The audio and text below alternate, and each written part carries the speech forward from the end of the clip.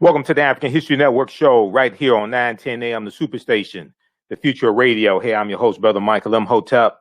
It is Thursday, January 28th, 2021, and we are live. Hope everybody's doing well today.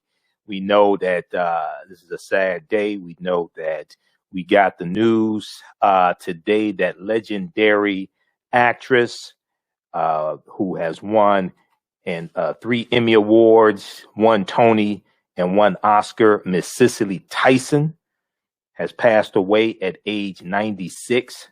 Legendary actress who broke boundaries, who refused to take stereotypical roles, who was on stage, was in movies, was on TV. Cicely Tyson passed away today. Okay, so we're going to talk about Cicely Tyson. I've been doing some research. We're going to share a recent interview she just did a few days ago. We know her memoir just came out as well. I think it was January 26th. So we'll talk about Cicely Tyson and her legacy. Okay, a lot of people know her from the Tyler Perry movies. As well, Tyler Perry introduced Cicely Tyson to a new generation of viewers, a new audience. Okay, and I remember watching Cicely Tyson in the 1970s. I remember seeing her in movies like, I remember Sounder, of course, but I remember seeing her in things like King. That came out in about 78, which was about Dr. King. Okay, it was a made for TV movie about Dr. Martin Luther King Jr. She portrayed Coretta Scott King. I remember seeing her in the autobiography of Miss Jane Pittman, where she played a former slave. It was a fictitious movie made for TV, the autobiography of Miss Jane Pittman. We know that she portrayed Kunta Kinte's mother in Roots, okay, which came out in 1977. And just a few days ago was the anniversary of the miniseries Roots debuting on ABC. Okay, I remember when Roots originally aired as well. All right, so we'll talk we'll talk about Cicely Tyson and her legacy. You can give us a call, 313-778-7600. 313-778-7600 is the call-in number. If you have a question or comment, 313-778-7600. If you want to tell us about your memories of Cicely Tyson and the impact Cicely Tyson has had on you, okay? And I remember seeing her in Ebony magazine, Jet magazine also. And one thing I remember about Cicely Tyson, her roles or appearances, she always made us proud. She didn't play stereotypical roles. She always made us proud. Okay. So I was reading, on Roland Martin Unfiltered, he talked about that the news came towards the end of his show. He had an extended show today. Hopefully I'll be on the panel tomorrow. Last Friday I was supposed to be on, but got bumped because they did a special show about Hank Aaron passing away. So we'll see what happens here. But nonetheless, we'll talk about it here today. So I've been reading articles from New York Times. We posted one from Hollywood Reporter. That was the first news that I got about it from Hollywood Reporter. I've been looking at different tweets from LeVar Burton, Oprah Winfrey as well. So we're going to share all that with you also. First, I want to go to this. I want to go to this article here from blackpast.org. Okay. I want to start with an African American news source, African American media source, blackpast.org. And BlackPast just has a general write-up about her. This was before she passed away. BlackPast.org has about 6,000 pages dealing with African American history, okay, at blackpast.org. So you can check that out. And on the African History Network, we focus on educating, empowering, and inspiring people of African descent throughout the diaspora and around the world, because right now it's corrects wrong behavior. What you do for yourself, what you do to yourself, And what you allow other people to do to you and get away with is based upon what you think about yourself. What you think about yourself is based upon what you have been taught about yourself. What you've been taught about yourself is based upon everything you've read, heard, and seen about yourself. So when you control the radius of a man's thoughts, you can control the circumference of his actions or her actions, because the mind can't do or teach what it doesn't know. Now, we deal with a number of different topics here on the African History Network show. We deal with current events and history, politics, education, economic empowerment, entrepreneurship, love, sex, health issues, and much, much more. Sign up for our email newsletter. Text the word Kemet, Kemet, to 22828 to sign up for our email newsletter. Text the word Kemet, Kemet, to 22828 to sign up for our email newsletter. Also visit our website, AfricanHistoryNetwork.com, AfricanHistoryNetwork.com, to sign up for our email newsletter as well. All right. And then somebody posted also, she portrayed Harriet Tubman in A Woman Called Moses, I think was the name of the movie. I saw that when that came out in the 1970s also, A Woman Called Moses. So, so many roles that she portrayed, and she portrayed real life historical figures also, which is hard to do. When people know who the historical figure is, they're constantly comparing you to them. So she portrayed Coretta Scott King, Dr. King's wife. She portrayed Harriet Tubman as well. But also a movie that I didn't hear people talk about today was the Marva Collins story. Okay, the Marva Collins story. I remember her in the Marva Collins story also. Okay, legendary educator, African-American female educator. Marva Collins, that came out in 1981, made for TV movie, the Marva Collins story. Okay, so she has a incomparable career. I don't know there's some fantastic actresses, Angela Bassett, of course, things like that, but I don't know really anybody that's been doing it as long and consistently as Cicely Tyson. Okay. All right. I want to try to pull this up here. What do we have here? Do we have the picture? I want to try to pull these pictures up if I can. And we may have to do this when we come back from break. But I had some pictures as well here. So we'll see if we can get those. Okay, we'll see. All right. So let's look at, I want to look at her life here. Critically acclaimed actor Cicely Tyson was born in Harlem, New York City, in Harlem, New York. December 19th, 1924. December 19th, 1924. I had to check a number of sources because originally they said 1933 here, but I had to check a number of sources. They said 1924 she was born. She is the daughter of William and Theodosia Tyson. William and Theodosia Tyson. Her father was a carpenter and her mother was a domestic. Her parents were immigrants from St. Kitts and Nevis in the West Indies. Now, right there, it's going to be some BS that you're going to hear from some Negroes running their mouth because they found out her parents were immigrants. Like she's not black. Go somewhere else with that nonsense. Study some history. Okay? Her father was a carpenter and her mother was a domestic. Her parents were immigrants from St. Kitts and Nevis in the West Indies. After graduating from Charles Evans High School in Manhattan in 1951, Cicely Tyson landed a position as a secretary for the American Red Cross. Unsatisfied with the work, she enrolled in the Barbara Watson Modeling School to pursue a career in modeling. Okay, she was a very beautiful sister.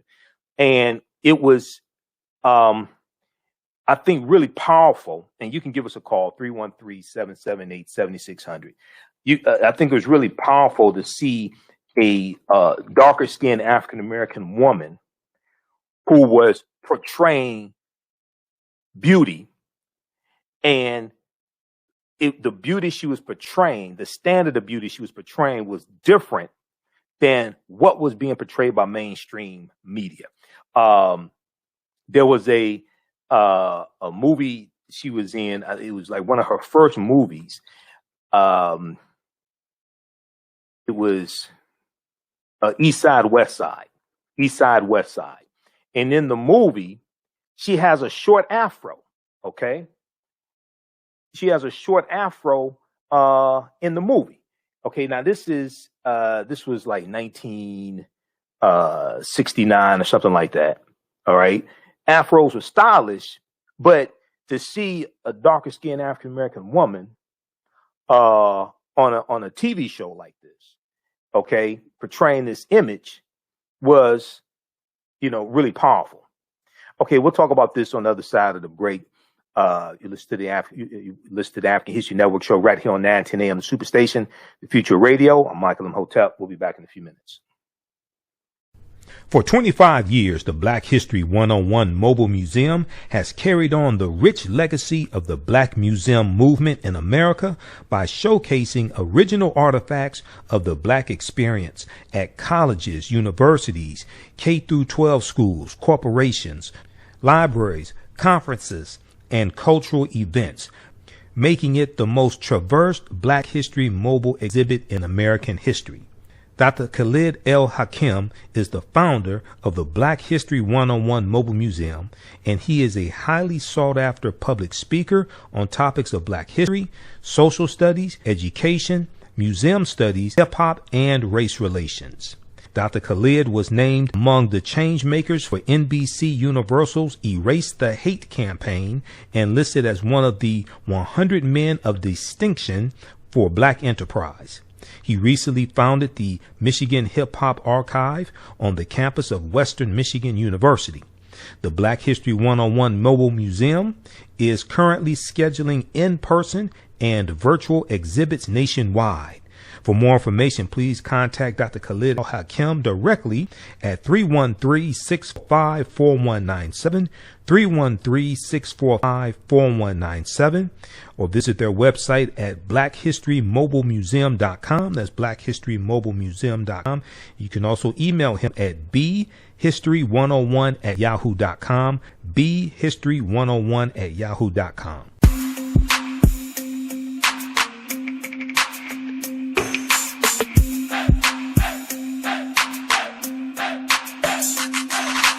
Are you getting ready for fall or winter? We have the solution for all seasonal clothing needs. Comedicwear.com is the go-to online source for Comedic African fashion and lifestyle products with a contemporary twist.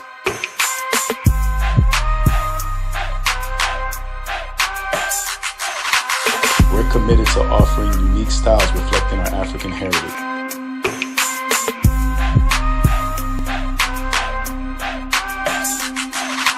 Comedicwear.com is inspired by ComedicScribes.com to influence our people in learning and showing pride. Please visit our website at Comedicwear.com.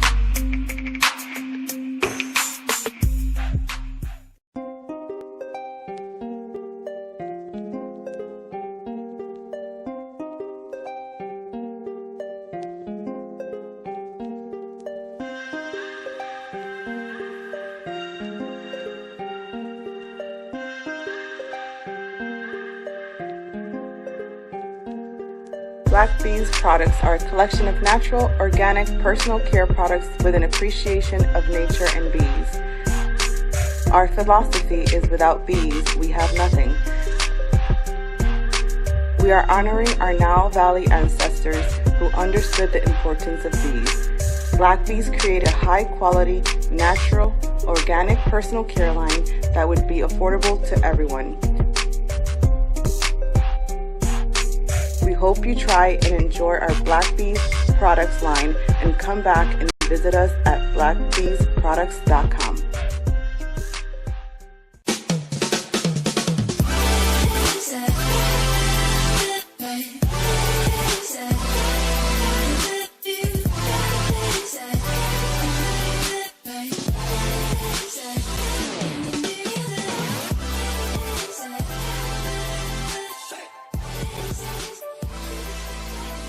Visit 4glossygirls.com. That's the number 4glossygirls.com, and follow them on Instagram at 4glossygirls.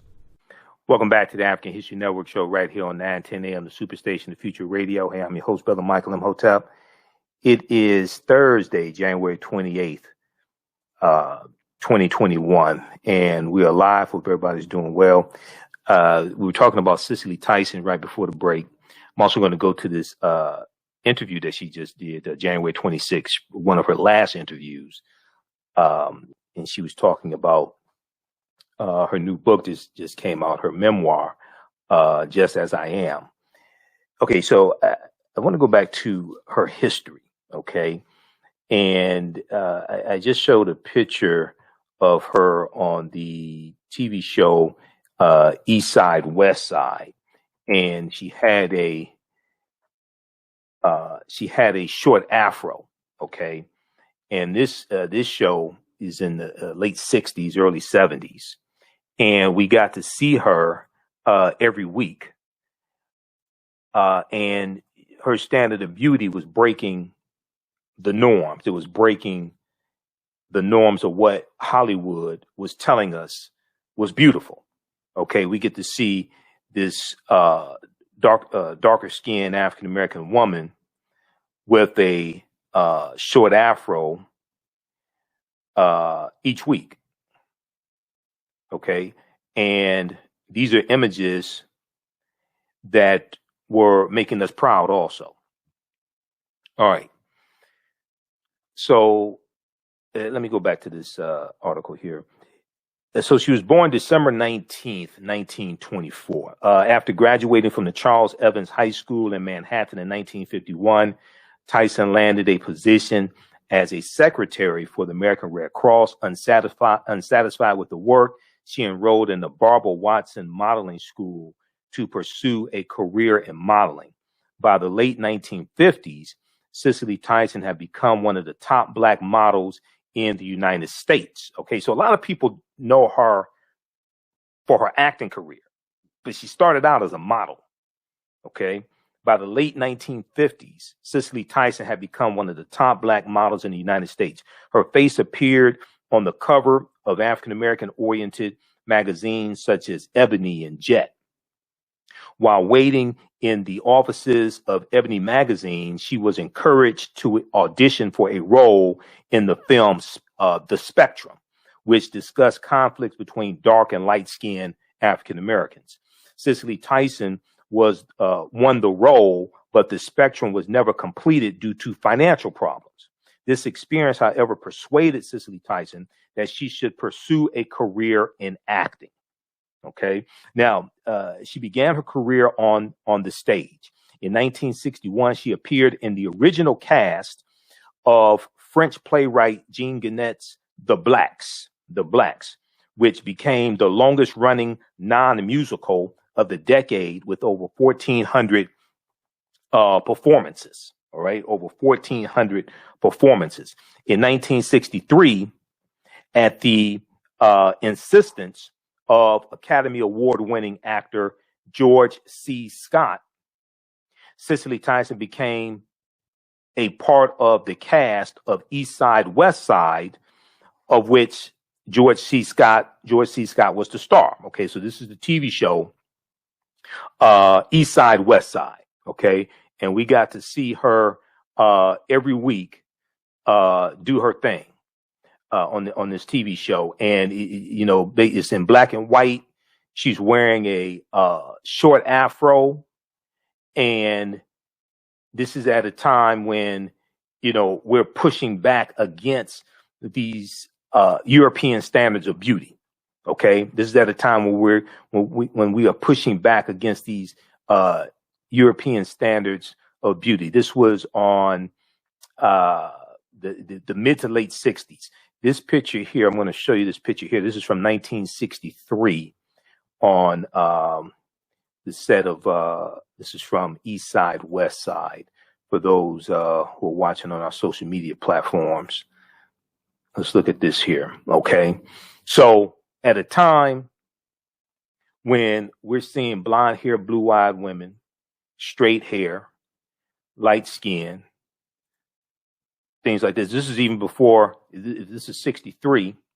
Let me see. I'm looking at this. I'm looking at the credits here. This says Cicely Tyson is shown here in a scene from the CBS television program East Side, West Side on May 24th, 1963. Okay. This is even before the Black Power movement starts. And she has this short afro. So we're seeing these images we're seeing these images breaking the mold of what has been shown to us as the standard of beauty. All right. So she begins her career in TV on East Side, West Side, okay, which George C. Scott was the star of. By the mid 1960s and early 1970s, Cicely Tyson was a frequent guest star on television, appearing in I Spy. So we know Bill Cosby was on I Spy, Bill Cosby and Robert Culp, Naked City, The Nurses, The Bill Cosby Show, and a number of other programs. The Bill Cosby Show was a TV show that Bill Cosby had before The Cosby Show. On The Bill Cosby Show, he was a high school physical education teacher, okay, on The Bill Cosby Show. I remember that also, all right? And she appeared on that show as well. Now, Cicely Tyson's movie career progressed more slowly. Like many African-American performers of her generation, Cicely Tyson was leery of the blaxploitation films of the era and held out for a film that promoted positive images of African Americans. And I appreciate that because, you know, I think we all watch some of those movies and we sit back and we look, you know, the Mac and all different things like this, you know, some of the Dolomite movies.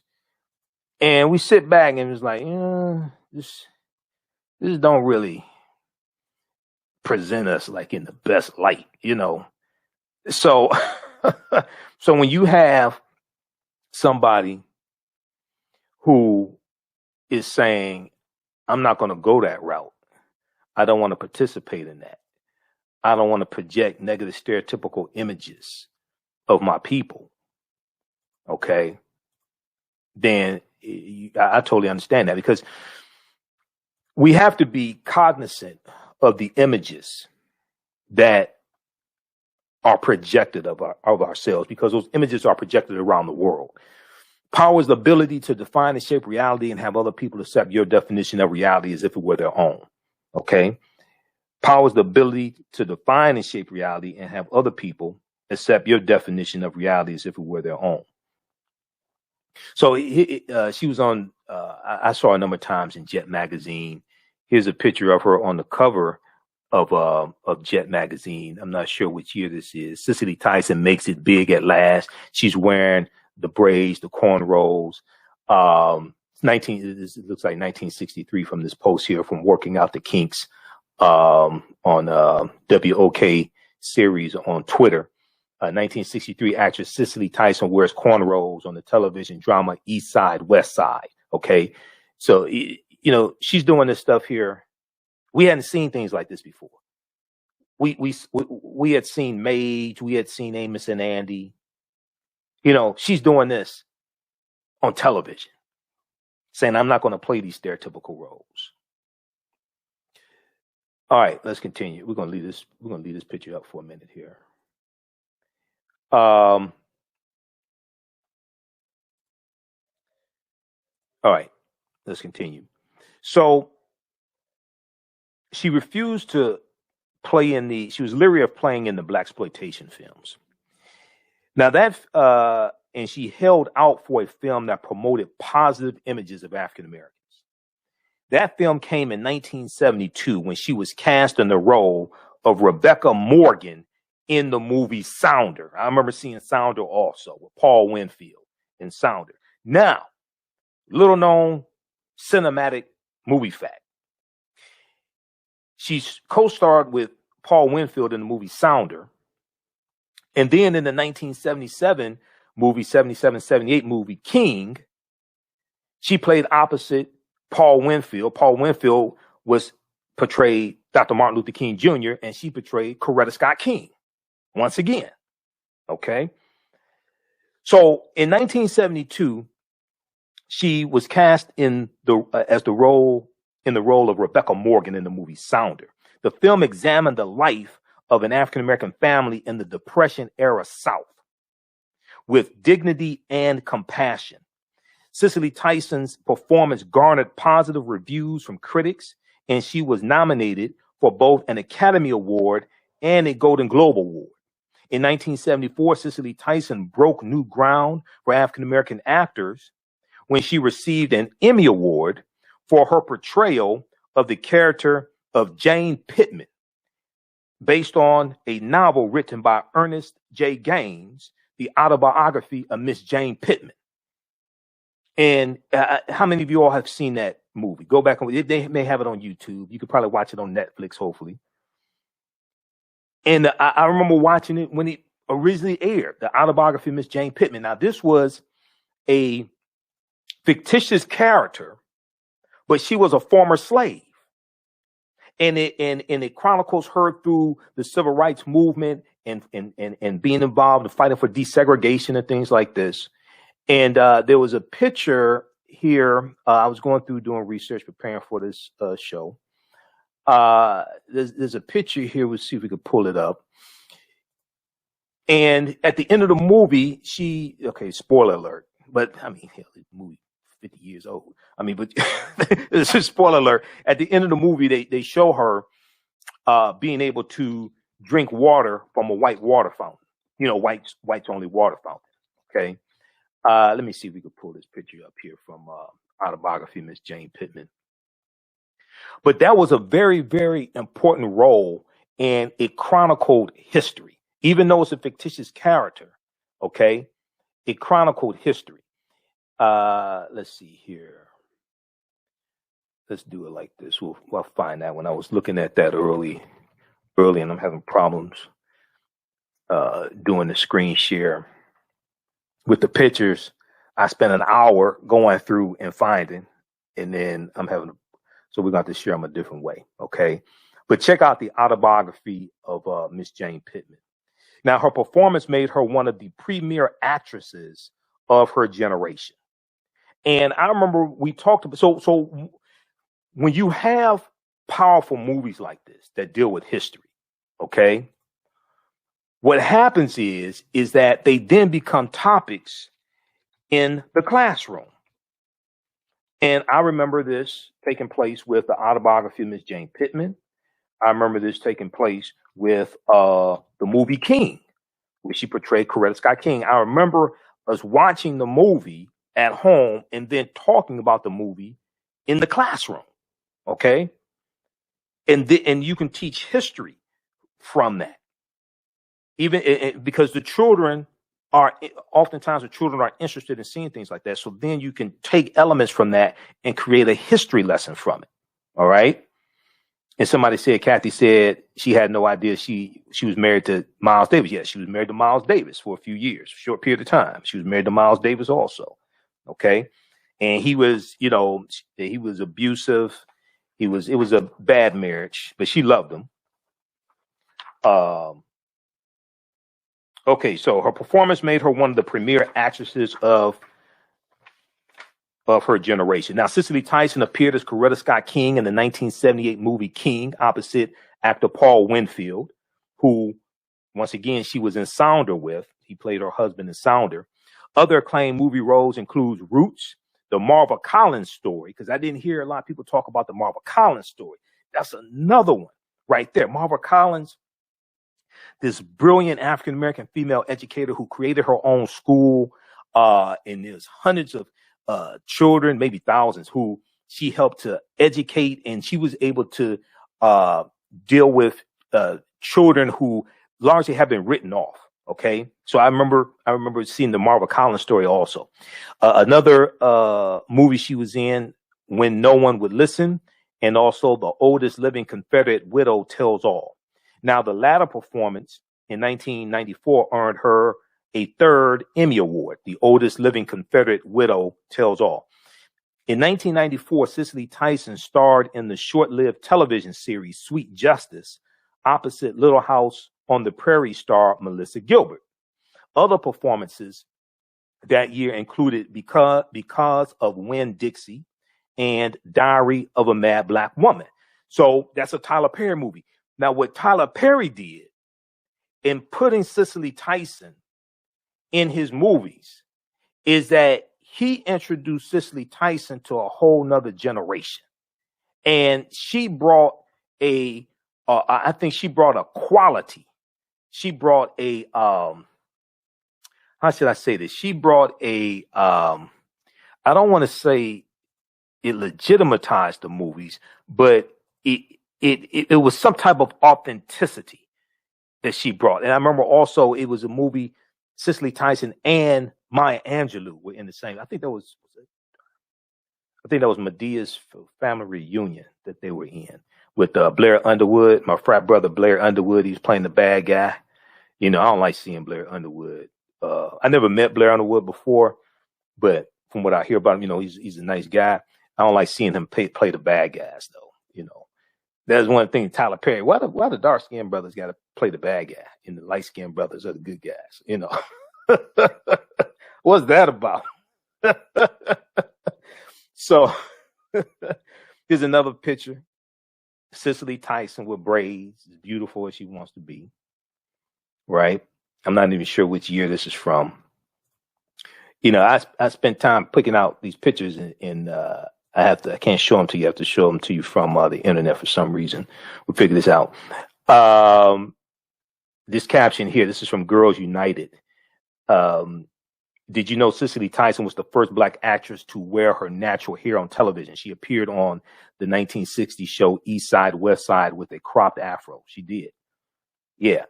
I mean, so I think one thing we should do, talk to elders who were watching TV at that time. Imagine somebody an African-American woman, 15, 16 years old at that time, or even in their early 20s, and seeing this African-American woman on a television show in your living room wearing a short afro, getting paid. Okay, she's not a maid. Okay, getting paid. All right, let's continue here. We have any callers, Shakita? Are the phone lines working? Everybody's pretty quiet. Y'all okay? All right. 313-778-7600 is the calling number if you have a quick question or comment.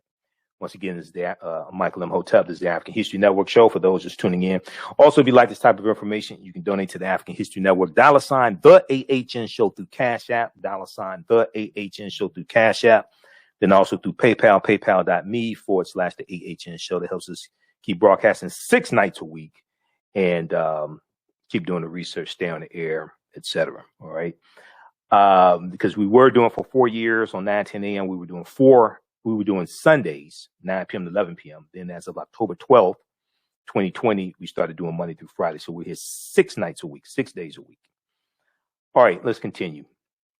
So,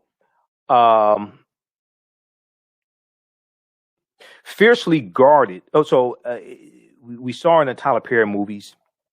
We saw in Diary of a Mad Black Woman. Now, it was also during the year 1994 that she was honored at Oprah Winfrey's Legends Ball. Now, fiercely guarded about her privacy, little is known of Cicely Tyson's personal life. She was briefly married to the late trumpeter Miles Davis in 1981. Now, this from blackpast.org is before her memoir came out. Her memoir just came out a few days ago. So in her memoir, she's talking about her personal life. But prior to that, she was more guarded about her personal life. The couple divorced in 1988. Okay. She is also committed to community involvement. She founded the Dance Theater of Harlem along with Arthur Miller. Dance Theater of Harlem.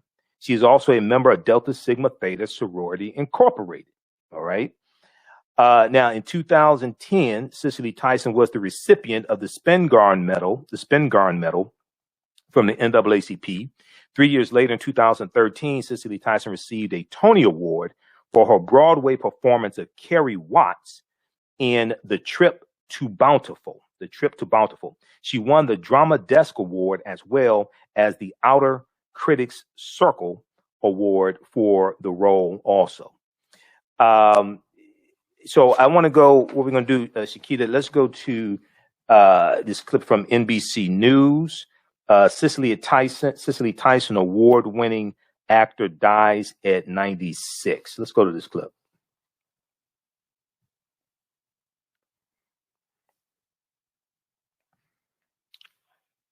Tyson captivated and inspired audiences on stage and in film. Now!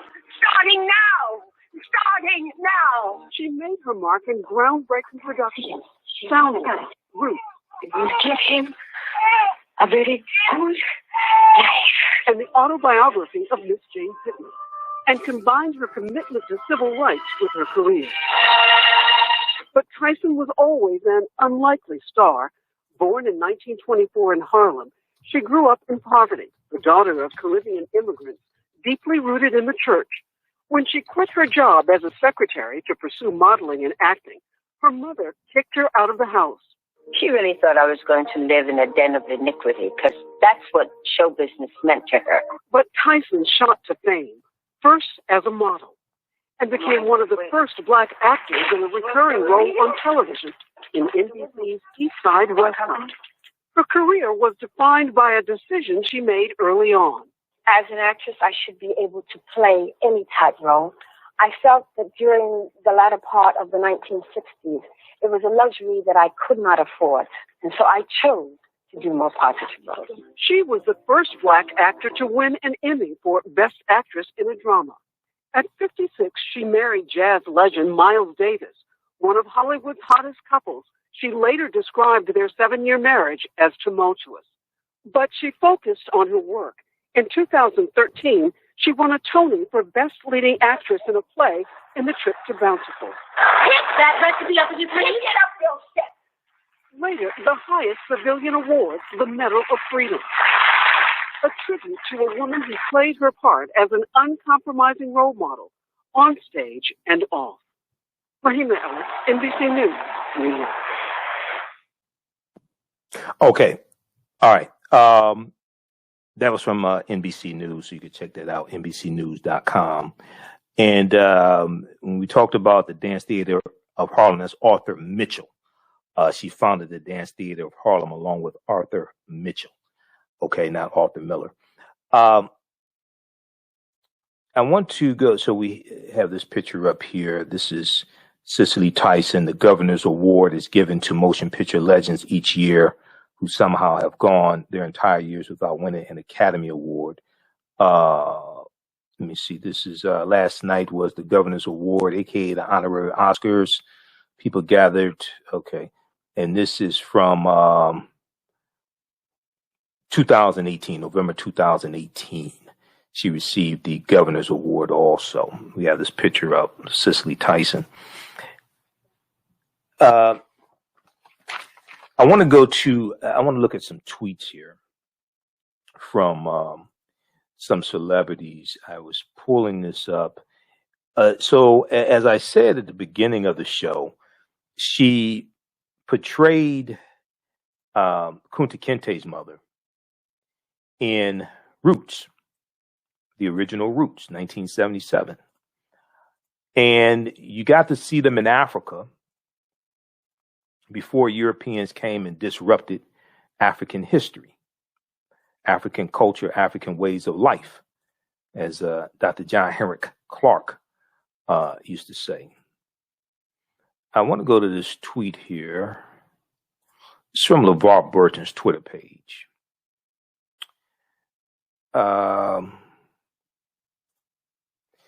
He said, this one cuts deep. At I Am Cicely Tyson was my first screen mom. Elegance, warmth, beauty, wisdom, style, and abundant grace. She was as regal as they come, an artist of the highest order. I will love her forever. R.I.P., rest in peace. And once again, 1977, Roots, this is something we talked about in school as well. Okay, and we got to see them in Africa. We got to see African civilization. There were no cannibals. These were dignified, sophisticated people who had a culture, had a spiritual system, had an African way of life. We got to see that depicted. Also, Maya Angelou was in Roots, also the first episode, when showing them in Africa before Kunta Kinte is captured. All right, so this is LeVar Burton. Follow him on Twitter, at LeVar Burton on Twitter. Then I want to go to, I was looking at some different tweets here. There was one from Oprah, and Oprah was good friends with Cicely Tyson also. Let me see this here. We'll go to the phone lines. While I pull this up, let's go to the phone lines. Let's go to Erica, line 1. Erica, welcome to the African History Network show. Tell us where you're calling from. Thanks for holding. Thank you. This is Erica Watson. I'm calling from Tampa, Florida. Oh, okay. In Tampa, Florida. How you doing, Erica? And I'm doing well. Thank you very much. And I just wanted to give my words about how I feel about Cicely Tyson. I just wanted to say that as a dark-skinned young girl, I think I probably was exposed to her for the first time in Roots. Mm-hmm. And just knowing that someone that beautiful and classy, and she exudes to me dignity and character and integrity. And I honestly viewed her as a mother figure, an auntie, definitely some type of extended family member. So that's how I feel about her. And every time I see her, every time I saw her, just the richness of her skin helped me to feel more confident in who I am, and she definitely made a difference and an impact in my life. Okay, excellent, excellent. All right, how'd you find out about the show tonight, Erica? This is Erica Watson. I've been watching Rockin' With You for years. Oh, okay, okay. Erica Watson. Oh, okay, Erica. Zeta Phi Beta? Yes. Okay, Zeta Phi Beta Sorority Incorporated. Erica. Okay, that Erica. Okay. All right. Thanks for calling in. All right. Thank you. All right. Yeah, not a problem. Have a good night. All right. You too. All right. Take care. Thanks. Okay. Let's go to line 2. Let's go to Chuck. Chuck, welcome to the African History Network show. Thanks for holding. Tell us where you're calling from, Chuck. Do we have Chuck? Charles? Chuck? Let me start right. Yeah. Okay. Yeah. Go ahead. Hey, I want to tell you to keep doing what you're doing. You're doing it well, man. Oh, thank you. I'm astonished by this what she was doing, man. You said you were what? Yeah, you killed me in on it. Oh, okay. You making me think about, hey, check this out. You making me think about, I'm going to quote Hattie McDaniel, though. She say, I'd rather, player made for $500 a week and be one for $50 a week. Them sisters was on the ball. Mm-hmm. You know, we can talk about a few more, but I had to chime in, man. You put that information, man. Okay. What you got with that. Okay. Thank you, man. All right, Chuck. Thanks. Give me a prayer. Say it again? Okay. No problem, man. Keep listening. Thanks for calling in, Chuck. All right. Thank you. Thank you. I want to do this before we run out of time here. Shakita, we're going to go to clip 1. This is from January 26th, 2021, just a few days ago, one of Cicely Tyson's last interviews, talking about her new memoir. She was interviewed on CBS This Morning by Gayle King. Let's go to this clip.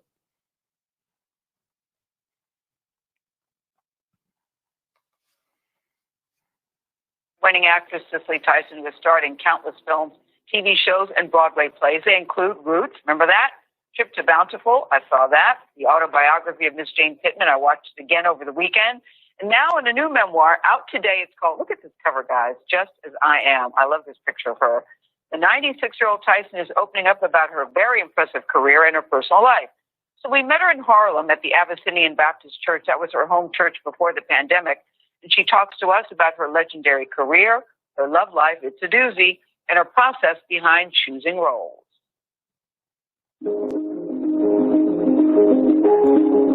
Whenever I'm offered a script, what I'm interested in when I get it is why me. Who was that character and why did they want me to play it? And when I get to the point where I feel like her skin has fitted my arm or my mind, then I know there's something about her. As a little girl, what were your dreams? I was a very shy child. If you got 15 minutes of words out of me, you got plenty. I was a thinker. I sucked this finger until I was 12 years old. That's why I have these buck teeth. Born in 1924 to West Indian parents, Cicely Tyson recounts her extraordinary life in her new memoir, Just As I Am. I am an observer of human nature and the dreamer of audacious dreams. The journey to stardom was not an easy one for Tyson, who became pregnant when she was 17 and had a short marriage that lasted just over 2 years. Tyson began her acting career as a single mother, a choice that brought conflict at home. Were you surprised, Cicely, that your mother actually kicked you out of the house because you wanted to be an actress? Oh, she told me I couldn't live there and do that. Suddenly I found something that I loved to do, and I had a child to support. So you weren't thinking, when I grow up, I want to be an actress? No. My mother, I don't know what she wanted me to be. She thought that I was going to live in the den of iniquity, because we grew up in the slums, okay? Lots of prostitutes walking up and down the street. And that's all she knew about movies. Her mother eventually came around, and their connection is a strong one to this day, especially in this church. And I feel that her spirit is here. And so I bought this pew in her name. So this was a way to honor her. Put great writing to work. Okay. Was that a good? Can you skip past that ad? Okay. Debut at 31 in the 1956 film Care of Gold. Shortly after that, she enrolled in an acting school run by Paul Mann, a well-known acting coach. She found herself alone with him after her first class, and she writes about a traumatic encounter. He said, "Excuse me, Miss Tyson, I'd like to talk to you." So I turned around and came back. And before I know it, he pulled me down. He was touching you and groping? Yes. No, what he wanted me to do was something worse than that. I thought about the whole incident when I got home. And, I never shed a tear about that until this moment. All these years later, it still affects you that way. The whole thought that you could go out innocently to achieve something, and it turns out to be something so vulgar and coarse and demeaning to you as a young black woman.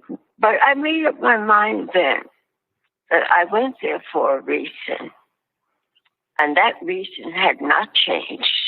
It sounds like a Me Too incident before we were even calling it Me Too. And some people would say, but why did you go back? And to that you say, I went back to get what I was told I needed in order to achieve what I wanted. And I think of the many young black women who go through that and are devastated by it, and it kills their dream. I was not going to let that happen to me. All right, hey, pause right there, Shakita. Determination. Okay, pause it right there. All right, so we're out of time here on 910 AM, the Superstation WFDF. Those watching on our Facebook fan page, The African History Network, The African History Network, and my YouTube channel, Michael Imhotep, and on Twitter, The AHN Show on Twitter. Keep watching. We're going to keep broadcasting. We'll play the rest of that clip, and little more information for you. If you like this type of information, you could donate to the African History Network, $ the AHN Show through Cash App, $ the AHN Show through Cash App, also through PayPal, paypal.me/the AHN Show, or at our website, AfricanHistoryNetwork.com. That helps us keep doing the research, stay on the air, keep broadcasting. Remember, right now, it's correct wrong behavior is not over till we win. Wakanda forever. We'll talk to you tomorrow night. Stay tuned for Pastor Greg Davis. Peace. All right, stand by, everybody. All right, we're going to keep going. African American business owners, post the name of your business here on the thread of the broadcast. We'll let you know how you can advertise with the African History Network. I'll be working on commercials this weekend. Current promotion, buy 1 month, get 1 month free. You'll get 200 commercials in 30 days, and the commercials run. We rebroadcast shows all throughout the day on our social media platforms. So your video commercial that you can either send us or we can create for you. People will see that when we rebroadcast, and the audio podcast of our shows. Your commercial will play in the audio podcast of our shows. We're on 9 different audio podcast platforms, including iHeartRadio, iTunes, Stitcher, FM Player, TuneIn, etc. Okay, I want to keep going with this clip here from CBS this morning. This is one of her last interviews. This is from January 26th, 2021. Okay. Hollywood legend Cicely Tyson recounts life, career, and new memoir. And she was interviewed by Gayle King. Okay, we're going to go back to this. How's everybody doing? And then everybody, be sure to follow us on our Facebook fan page, The African History Network. And then also on our YouTube channel, Michael Imhotep, IMHOTEP, and turn on notifications so you know when we go live. Let's go back to this clip. But I made up my mind. Turned out to be something so vulgar and coarse and demeaning to you as a young black woman. But I made up my mind then that I went there for a reason. And that reason had not changed. It sounds like a Me Too incident before we were even calling it Me Too. And some people would say, but why did you go back? And to that you say, I went back to get what I was told I needed in order to achieve what I wanted. And I think of the many young black women who go through that and are devastated by it, and it kills their dream. I was not going to let that happen to me. Through her sheer determination, her talent blossomed and landed Tyson the headlining role of Rebecca in Sounder. You got your load out of job, Mr. Sheriff. A 1972 film about a black sharecropper family. And a conversation with a white journalist about the movie, which Tyson defined purpose and her calling. So you're promoting Sounder. A reporter said to you that he felt a bit of bigotry in himself while he was watching the movie. When I asked him why so, he said, I was uncomfortable about your older son referring to his father as daddy. I said, do you have children? What do they call you? He said, they call me daddy. And I thought, my God, this man is thinking that we're not human beings. And I made up my mind that I could not afford the luxury of just being an actress, and that I would use my career as my platform. Namely, you want black people to be seen as human beings. That's right. After playing over 100 roles on the stage and screen, Tyson has won 3 Emmys, a Tony, and an Oscar. This is the culmination of all those years of have and have-nots. But beyond her public success, her memoir documents her love story with jazz icon Miles Davis. They were married for 7 years, but their romance spanned decades. Friends always wondered, why in the world are you with Miles Davis? Because you're right. He was unfaithful. Mm-hmm. He was abusive. Mm-hmm. You said Miles needed to be saved.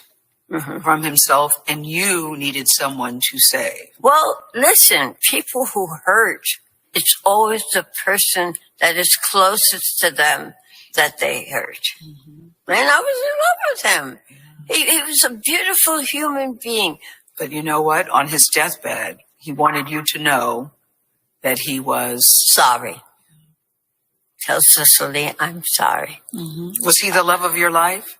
Yes. Was he? But did you think you could never find love like that again? I haven't. You haven't. Have you been looking? No. I'll ask you this. What does it feel like to be 96 and a legend? Miss Legend? I'm amazed every single day.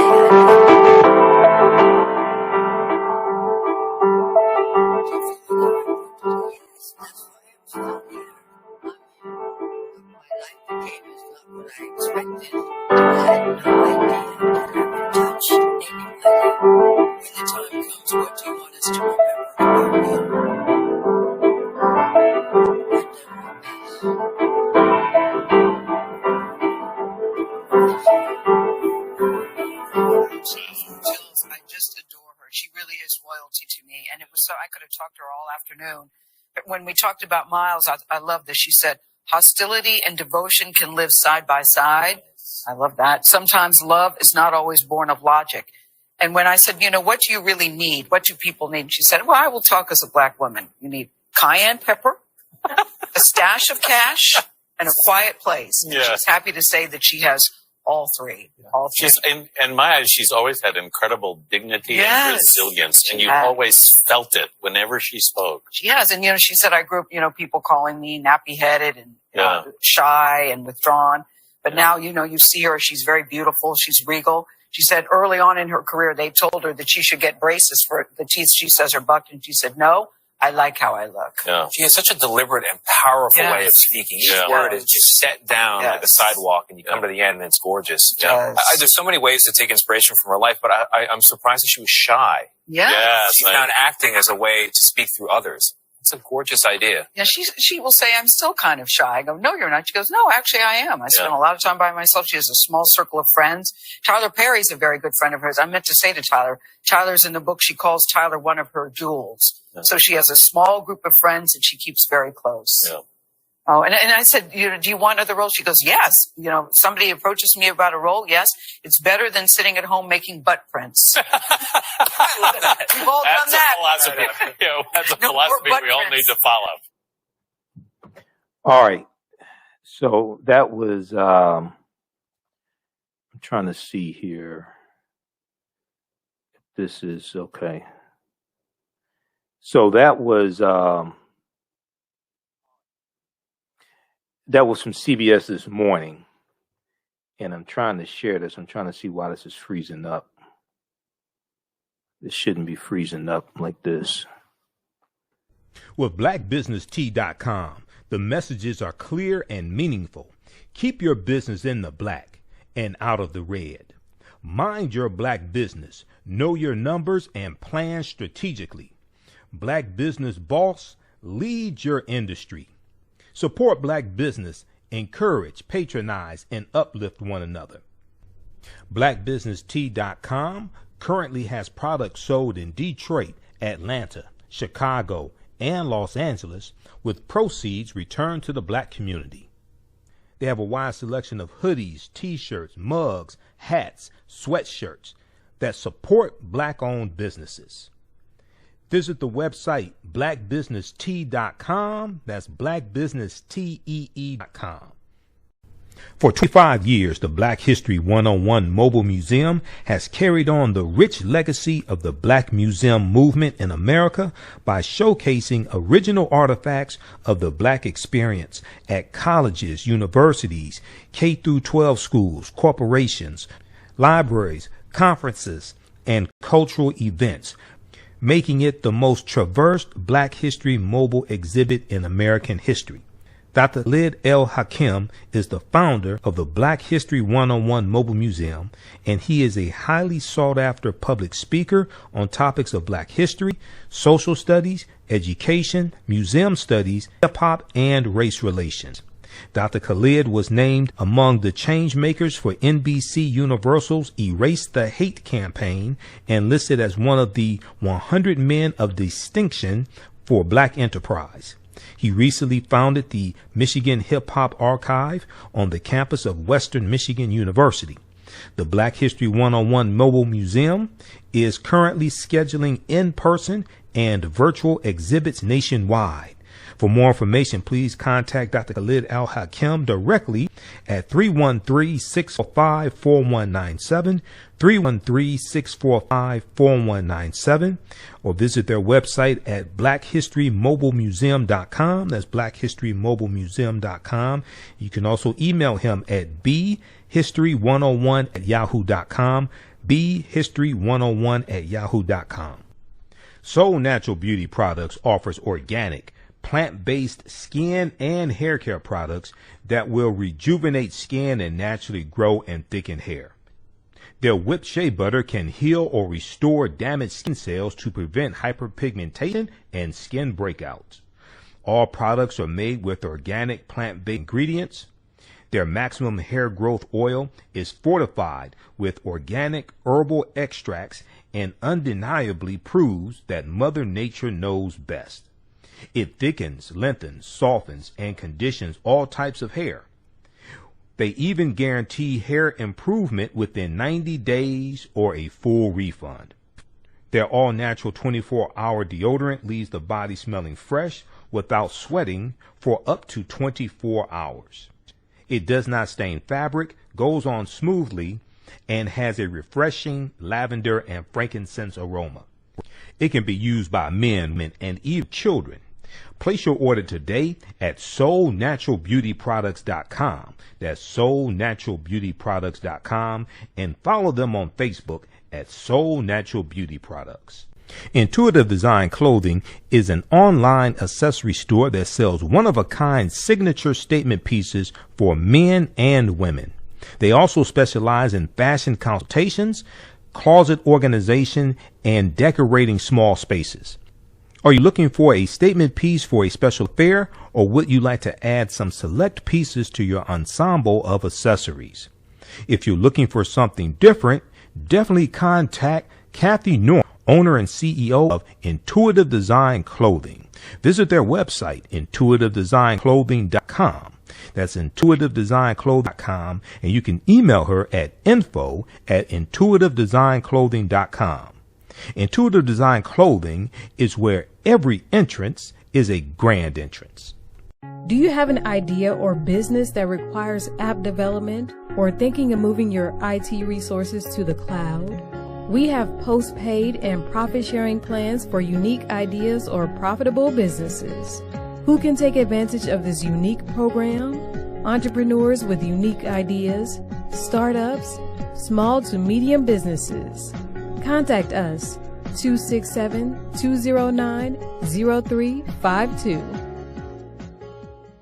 Visit nomadicsystems.net, nomadicsystems.net today.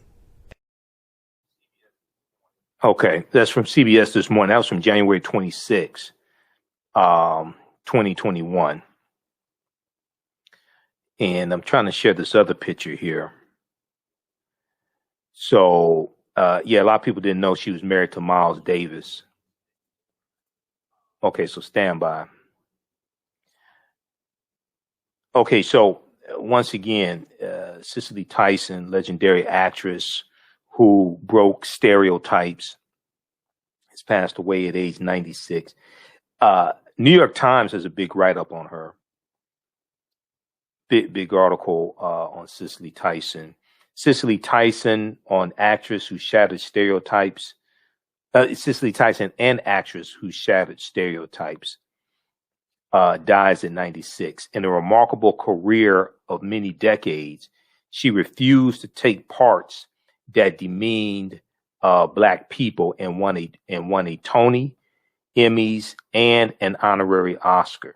Okay. Now, I heard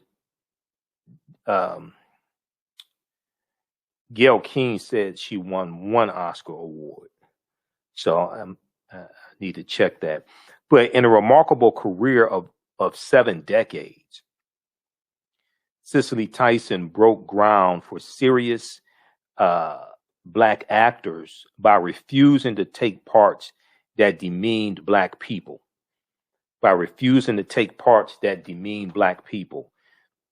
She urged Black colleagues to do the same, and often went without work.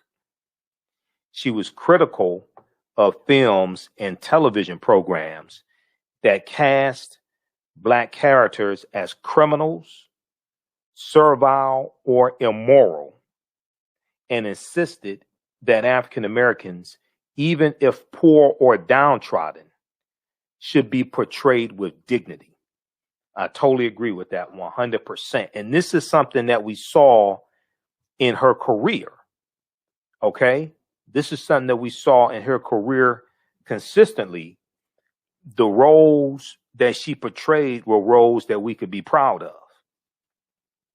And see, and we have to understand the power of imagery and how these images, these TV shows and movies that are produced in this country are exported around the world, and they shape the way people think about a targeted group of people. Your thoughts create feelings, your feelings create actions and behaviors, your actions and behaviors create results. Okay? So a lot of what the world knows about African Americans largely comes from the media, and a lot of it is not good. Power is the ability to define and shape reality and have other people accept your definition of reality as if it were their own. So that's why we have to be people who understand their history, people who have high self-esteem. They're more guarded about the images that they allow of themselves to be projected because they understand the impact of this. Originally, before this story broke of Cicely Tyson passing away, one of the things I was going to talk about on today's show, and we'll do it Friday or Sunday, is the Afro-Germans who were killed in the Holocaust, because January 27th was National Holocaust Remembrance Day. But oftentimes when we talk about the Holocaust, they don't talk about the Afro-Germans who were killed, and part of those who were killed, and the Afro-Germans who were part of the sterilization program, who were sterilized by the Nazis. There's something like 20,000 of them at least. They get left out of the conversation. But most African Americans don't know that there were Afro-Germans who were killed by the Nazis and were sterilized. So we don't know to put ourselves into that story, into that history also. But other people who know their history, they tell the story and oftentimes leave us out of the history. Okay? So what you do for yourself, what you do to yourself, and what you allow other people to do to you and get away with is based upon what you think about yourself. What you think about yourself is based upon what you have been taught about yourself. What you've been taught about yourself is based upon everything you've read, heard, and seen about yourself. So right knowledge corrects wrong behavior. So that's I'm not saying that other people should not be able to tell their stories, but we have to understand our history so we put ourselves into that historical context when those conversations take place about the Holocaust. Okay, we need to study, we need to understand Auschwitz and the Nuremberg laws and things like this, and understand the role that the U.S. played, because Hitler was looking at the Jim Crow laws of the U.S. and modeling the Nuremberg laws after the Jim Crow laws here in the U.S., even though you're going to have in World War II, the U.S. part of the Allied forces fighting against the Nazis, fighting against the Axis powers, fighting against the Nazis. So we have to understand that history, the sterilization programs. They're looking at the sterilization programs here in the U.S., the eugenics movement here in the U.S. And there are about 31 state-sponsored eugenics programs, like in Mississippi. Fannie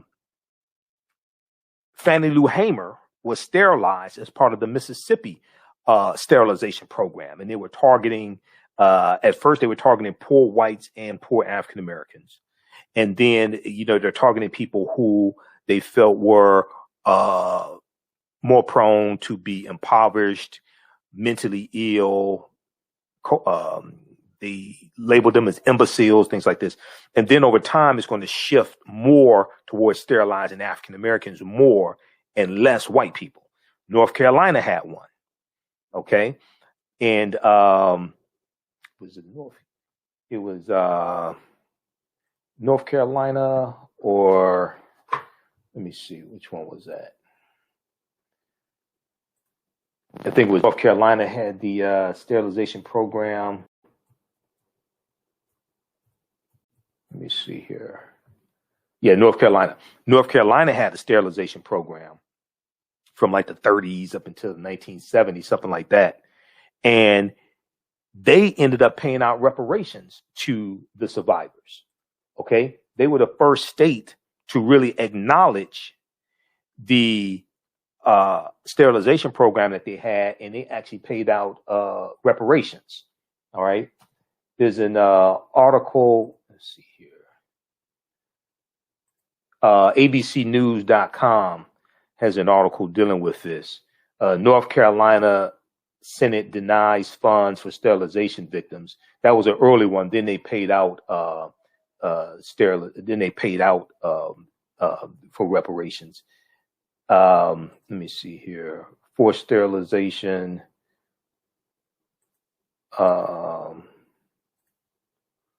Let's see. Yeah.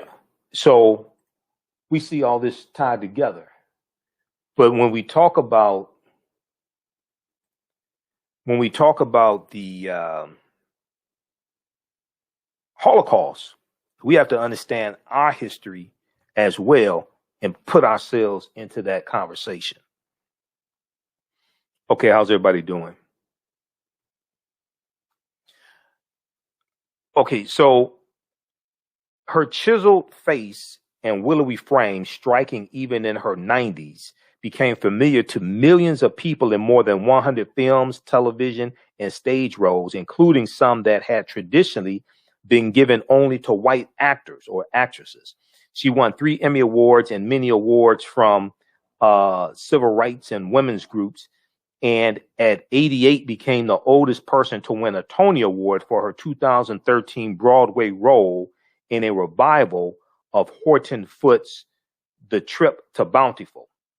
At age 93, she won an honorary Oscar at age 93, and was inducted into the American Theater Hall of Fame in 2018 and into the Television Hall of Fame in 2020. She also won a Career Achievement Peabody Award in 2020. So she was working right up to the end, okay?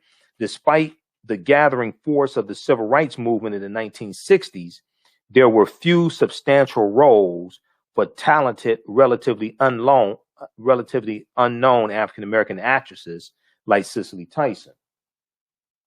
She appeared in Broadway plays, television episodes, and minor movie roles before playing Portia, a supporting but notable part in the 1968 film version of Carlton McCullers' The Heart is a Lonely Hunter. The Heart is a Lonely Hunter. But in 1972, in a film called Sounder, she found what she was looking for, a leading role with dignity. It was as Rebecca, the wife of a Louisiana sharecropper played by Paul Winfield, who is imprisoned in 1933 for stealing food for his children. This is during the Great Depression. She rises to the challenge, cleaning houses, tilling fields, sweltering under the sun in a worn dress and braided cornrows. A Black woman whose excruciating beauty lies in toil and poverty.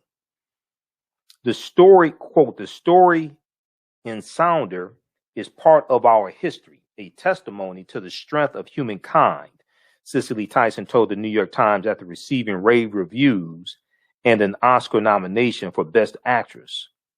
She said, quote, our whole Black heritage is that of struggle. Our whole Black heritage is that of struggle, pride, and dignity. the black woman has never been shown on the screen this way before. In that role as Rebecca in Sounder, that's the type of role she had been waiting for. Okay. At a time when this is the 1972, so this is at the beginning of the blaxploitation movies. But she didn't want to play stereotypical roles. She wanted to play roles that had a dignity to them. Even though you're playing a sharecropper, that's still a type of story that needs to be told during the Great Depression. In 1974, Cicely Tyson stunned a national television audience with her Emmy Award-winning portrayal of a former slave in the CBS special, The Autobiography of Miss Jane Pittman. And like I said, I remember when that came on the TV. When that came on TV, CBS, The Autobiography of Miss Jane Pittman. So the made-for-TV movie was adapted from the novel by Ernest J. Gaines. Born into slavery before the Civil War, Miss Jane Pittman survives more than a century to see the civil rights movement of the 1960s. So this was a fictitious woman, okay? But it was, I don't know the whole background story of Ernest J. Gaines writing this novel, but it was probably some type of composite character where he's taking elements from real life African-American women, what they did over the course of their lives, and putting it into the embodiment of Miss Jane Pittman. But she lived to be, in the story, she lived to be over 100 years old. Now, this reminds me, as we talked about on yesterday's show, how y'all doing? Okay, on our social media platforms, LeBar, Eric, we got KT Washington, Cedric Miller. How's everybody doing? Erica. On yesterday's show, we talked about Zara Cully. Zara Cully was Mother Jefferson on the Jeffersons. Zara Cully died in 1978, but she was born in 1892. 1892. She was about 86 years old, I think it was, when she passed away. Okay, Zara Cully. Zara Cully was born 3 years before Frederick Douglass died. Okay, I want you to understand this. So Zara Cully was kind of like a real life Miss Jane Pittman. Zara Cully was born 3 years before Frederick Douglass died. Frederick Douglass died in 1895. She was born 27 years after slavery ended. When we watch the Jeffersons, as I said on yesterday's show, I'll never look at the Jeffersons the same way again when I see Zara Cully on the Jeffersons. I mean, she was probably like a real life Miss Jane Pittman, because I don't know for certain, but it's quite possible her parents were former slaves. And if her parents weren't, probably her grandparents were. It's quite possible her parents could tell her about what happened during the Civil War because they saw it. It's possible her parents could tell her about, at least hearing about, speeches Frederick Douglass gave while he was alive, because they were alive when Frederick Douglass is alive. So Zara Cully, in many ways, is like a real life Miss Jane Pittman. So at 110 years old, in the story, Miss Jane Pittman, okay, at 110 years old, Miss Jane Pittman tells her story, the searing experience of a black woman in the South. Then in her only gesture of protest, she sips from a whites-only drinking fountain. Now, keep in mind, Cicely Tyson also portrayed Harriet Tubman in the made-for-TV movie A Woman Called Moses. She portrayed Coretta Scott King, Marva Collins, Kunta Kinte's mother, all right, and portrayed Harriet Tubman. That's a bad sister right there. Preparing for her metamorphosis, Cicely Tyson visited nursing homes to study the manifestations of old age, the frail shoulders and shaking hands, the unfocused, sparkling eyes, and slurred speech. The struggle for names and important thoughts just beyond reach. See, that's understanding the craft. You got people, reality TV stars, that think they're just going to become actors and actresses. I'm not talking about the ones who study the craft and get an acting coach and take it seriously. I'm talking about the ones that think they can just do YouTube videos and go do star in movies or something like that. This is studying the craft. This is actually preparing for this role of Miss Jane Pittman.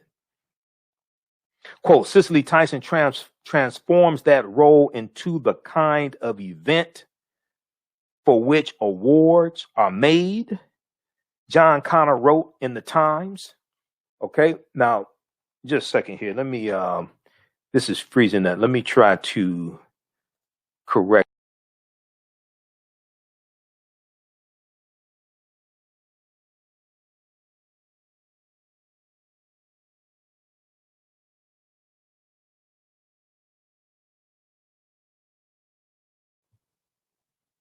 Okay, so we should be back. All right. How's everybody doing? We should be back. Okay. So you all should be able to see me. All right, good. Because it was freezing up. It stayed connected, which is good. It's better than the old laptop. I had to break down about a new laptop, so this one is much better. Okay. All right, let's see here. I want to show you this picture here. All right. How's everybody doing?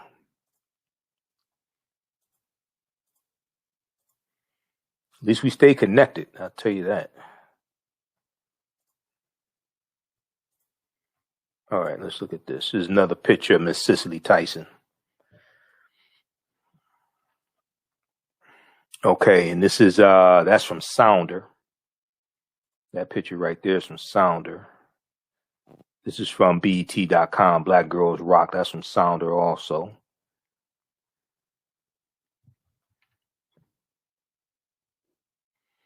That's from Roots. And that's Maya Angelou as well, both in Roots. Maya Angelou, if I remember correctly, I think that was Kunta Kinte's grandmother in Roots.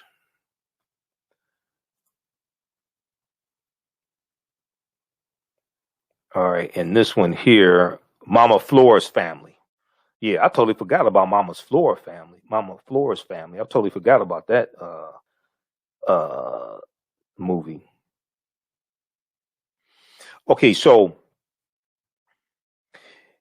Cicely Tyson transforms that role into the kind of event for which awards are made, John O'Connor wrote in the New York Times, citing her passage from young innocence through cycles of age and maturity to shriveled, knowing antiquity. She absorbs herself completely into Miss Jane, in the process creating a marvelous blend of sly humor, shrewd perceptions, and innate dignity.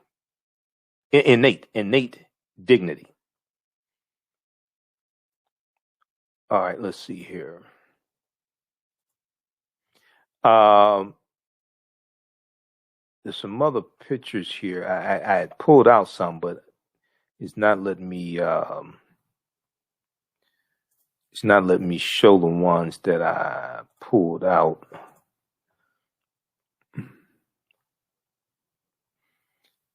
Okay, so we've got some other ones here, so just stand by.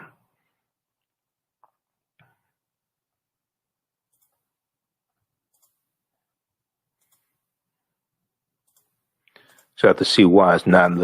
They were saved to my computer, and I was trying to show those, but they're not. It's not letting me share it.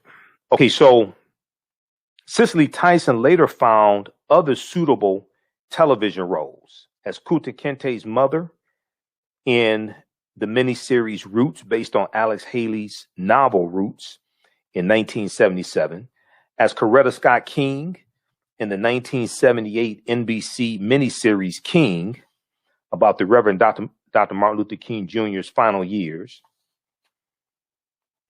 as Harriet Tubman, whose Underground Railroad spirited slaves to freedom in A Woman Called Moses in 1978, and as Chicago teacher devoted to poor children in the Marva Collins story in 1981. In 1994, she won a Supporting Actress Emmy for her portrayal of Castalia in the miniseries Oldest Living Confederate Widow Tells All. Now, for many Americans, Cicely Tyson was an idol of the Black is Beautiful movement, an idol of the Black is Beautiful movement. Regal in an African turban and kaftan, her face gracing the covers of Ebony, Essence, and Jet magazines. She was a vegetarian. She didn't drink alcohol. She was a runner, a mediator, and from 1981 to 1989, as we said, the wife of the jazz trumpeter and composer Miles Davis. Since the 1960s, she had inspired African-American women to embrace their own standards of beauty, including helping to popularize the Afro. So this sister was like I think she was way ahead of her time. I really do. We need more sisters like her. I would like to see, now, I don't mean to start World War III, but I like to see a conversation between Cicely Tyson, Cardi B, and Megan Thee Stallion, and just see how that goes. I like to see a conversation between the three of them and see how it goes. Cicely Tyson, a woman of dignity, self-respect, who didn't want to play stereotypical images. I like to see a conversation between the three of them. Okay, so I'm not. But anyway, okay. Here's a conversation. Here's a conversation I want to see. Okay, some people may get mad at me. I don't give a damn.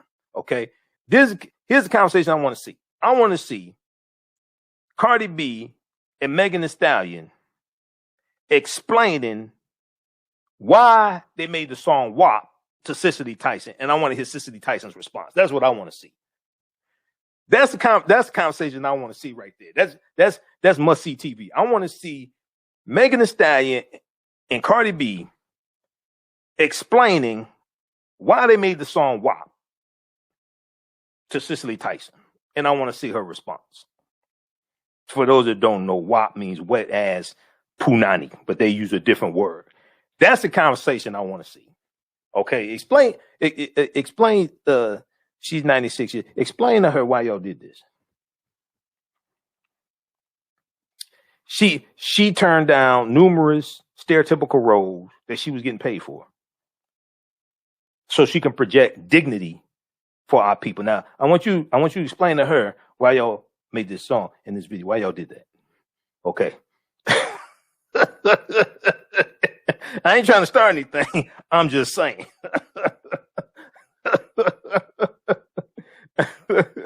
Stallion is slang from Houston. I know it's slang from Houston. Look up the word stallion in the dictionary. A stallion is a male horse that has not been castrated. That's what a stallion is. Now, what y'all do. I mean, I don't want to say what y'all, but that's what a stallion is. Now, you can call it whatever you want to. You can call a woman a stallion if you want to. But a stallion is a male horse that has not been castrated. You can put a wig and lipstick on a pig and call it a woman. It's still a pig. Okay. Look up the word stallion in the dictionary. Don't take my word for it. Well, my story Proper is about documentation ends all conversation. Okay. So let's continue here. Let's continue here.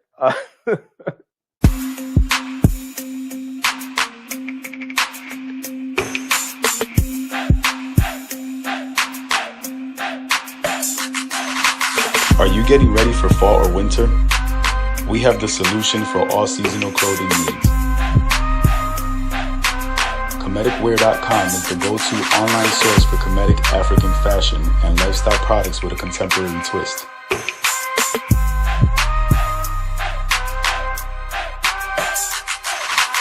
We're committed to offering unique styles reflecting our African heritage.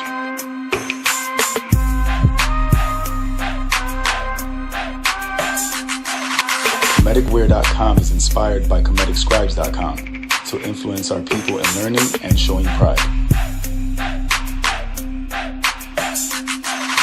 Please visit our website at comedicwear.com.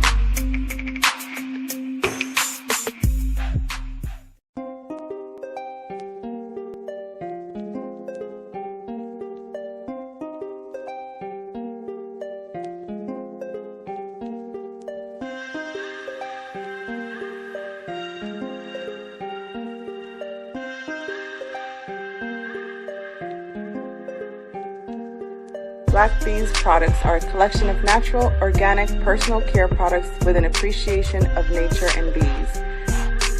Our philosophy is without bees, we have nothing. We are honoring our Nile Valley ancestors who understood the importance of bees. Black Bees created a high-quality, natural, organic personal care line that would be affordable to everyone. We hope you try and enjoy our Black Bees products line and come back and visit us at blackbeesproducts.com.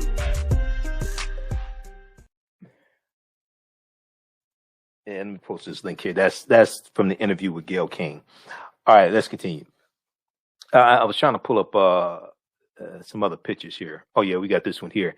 This here she's receiving the Presidential Medal of Freedom. Presidential Medal of Freedom. This is when the Presidential Medal of Freedom actually meant something. Before Donald Trump started giving it out to a bunch of white supremacists and traitors and stuff like that. Let's look at this here. This is from 2016. President Barack Obama, who actually won the popular vote and the electoral college vote twice. He's given the Presidential Medal of Freedom to Cicely Tyson. This is back when it meant something. This is back before Rush Limbaugh got it.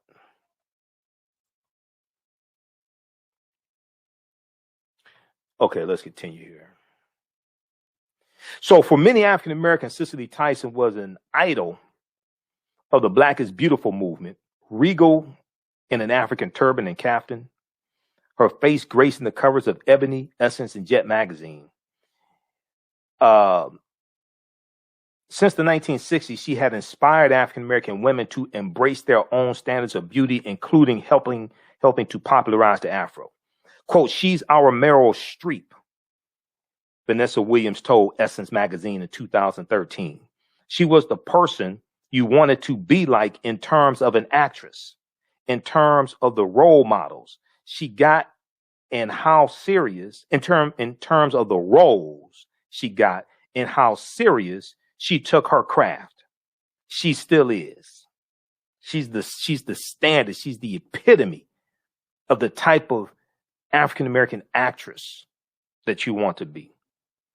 Cicely Tyson eventually appeared in 29 films, at least 68 television series, miniseries, and single episodes, and 15 productions on and off Broadway, including Tiger, Tiger, Burning Bright, and To Be Young, Gifted, and Black in 1969. Tiger, Tiger, Burning Bright was 1962.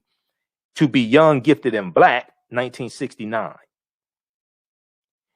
In The Corn is Green in 1983.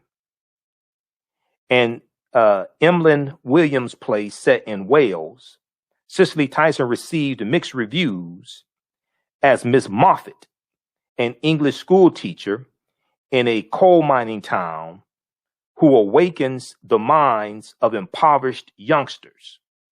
Betty Davis and Katharine Hepburn played the part in earlier film and television adaptations. So here she's playing a role that traditionally went to white women.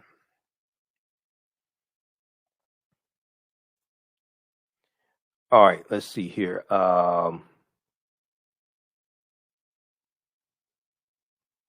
wanted to pull up another picture here. And I love seeing her. I love seeing her with the cornrows, with the braids. I mean, that's just so powerful. Those are powerful pictures.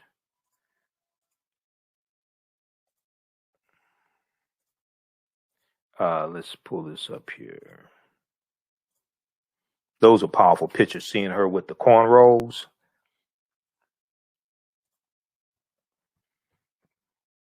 But I'm trying to think who,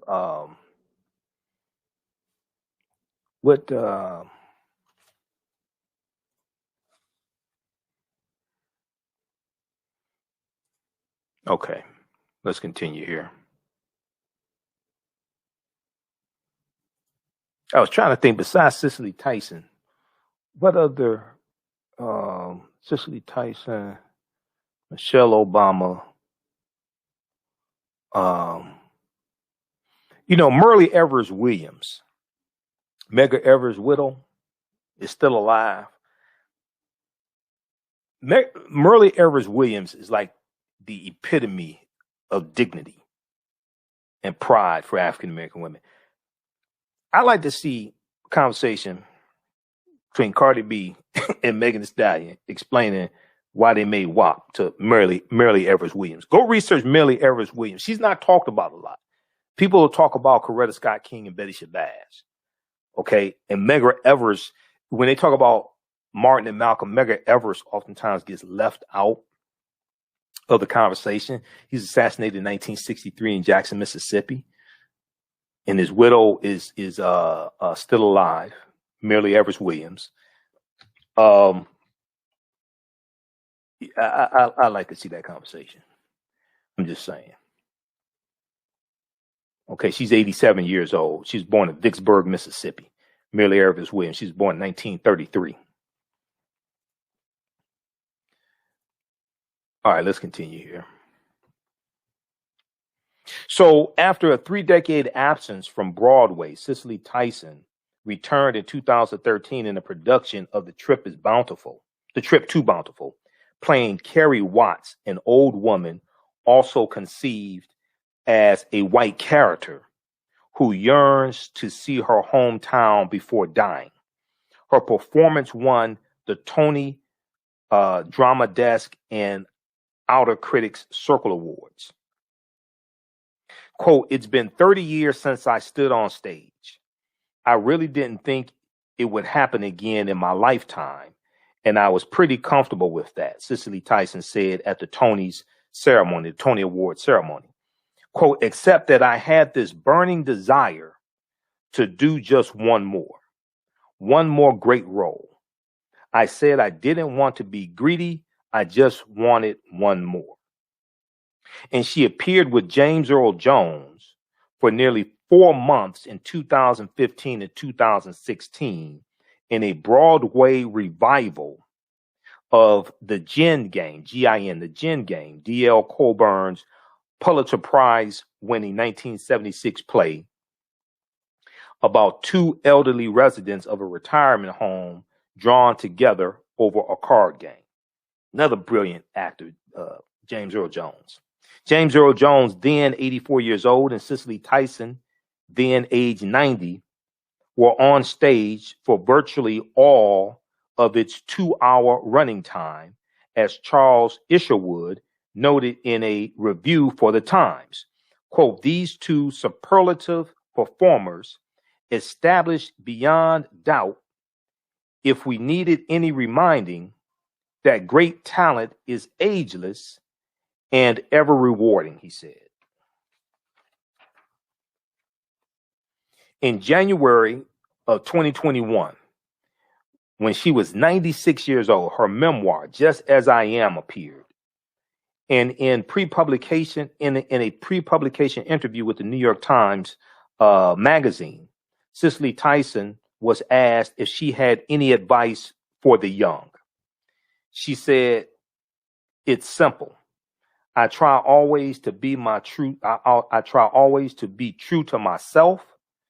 I learned from my mom, don't lie ever, L-I-E, don't lie ever.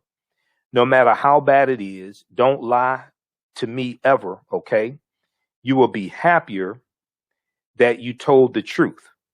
That has stayed with me, and it will stay with me for as long as I'm lucky enough to be here," end quote. Now, as I said before, she was born December 19th, 1924 in East Harlem. She was the youngest of 3 children of William and Theodosia Tyson, immigrants from the Caribbean island of Nevis. Her father was a carpenter and painter, and her mother was a domestic worker. Her parents separated when she was 10 years old, and the children were raised by a strict Christian mother who did not permit movies or going on dates. So check out the rest of this article here from New York Times. We already talked about some of her background as well. Cicely Tyson, an actress who shattered stereotypes, dies at 96. And let me see, we'll pull this up here. What do we have? We'll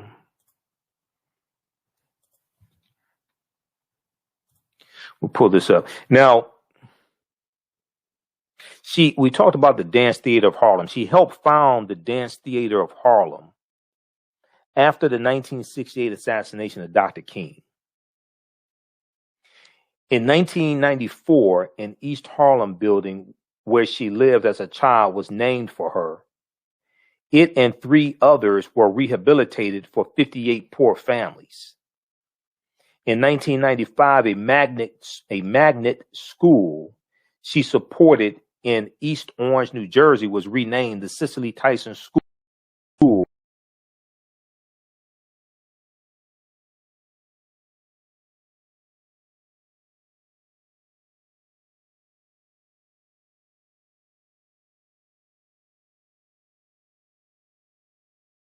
The long-running ABC legal drama, How to Get Away with Murder. How to Get Away with Murder. Okay, let me see. Can y'all still hear me?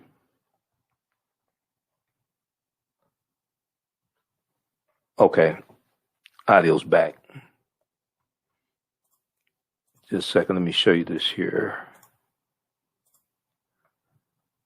All right. This is from the New York Times.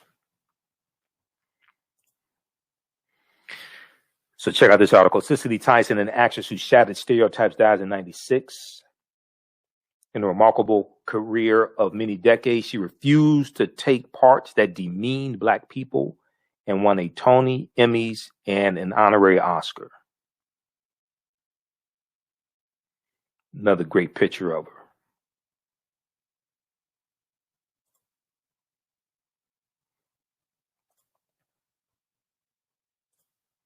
Another great picture of her with braids, with cornrows. Now, her later television roles included that of Ophelia Harkness in a half dozen episodes of the ABC legal drama, How to Get Away with Murder, for which she was nominated repeatedly for Emmy Awards and other awards for outstanding guest or supporting actress from 2015 to 2019. And the role of Doris Jones in 3 episodes of House of Cards in 2016. 2016, President Barack Obama awarded her the Presidential Medal of Freedom, the nation's highest civilian honor back when it meant something. She was always reticent about her age, charity work, and other personal details, like being a Goodwill ambassador for UNICEF in 1985 to 1986, and her 1981 marriage to Miles Davis, which ended in divorce in 1989. But she was adamant about dramatic roles. She said, quote, "We Black actresses have played so many," let me pull this up here. I want y'all to see this. So, because I really want to see a conversation. What's her name? Sukiana, who has the album called has a song Wolf Punani. She used another word for it. I really want to see a conversation between, I want to Google Sukiana and Wolf Punani. She used another word for it. And look at the cover of the album. Okay? You may have to sit down because you may pass out. I want to see a conversation between, I like to see her, Cicely Tyson, Sukiana, Megan Thee Stallion, and Cardi B. So so let's look at this right here. Because this quote from her is very appropriate. Okay. Let's blow this up for the people who have bad eyes. I want to make sure they see this. Where the hell did it go? But she was adamant about dramatic roles. Quote, "We Black actresses have played so many prostitutes and drug addicts and housemaids, always negative." She told Parade magazine in 1972, "I won't play that kind of characterless role anymore, even if I have to go back to starving," end quote. "I won't play that kind of characterless role anymore, even if I have to go back to starving." She'd rather maintain her dignity than to prostitute herself on camera. She would rather maintain her dignity and starve than prostitute herself on camera and demean and dehumanize African people for profit.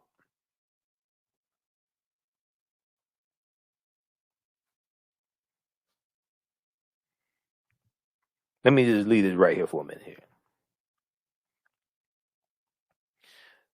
So, in November 2018, a month before she turned 94 years old, Cicely Tyson received an honorary Oscar, a governor's award of the Academy of Motion Picture Actors and Sciences.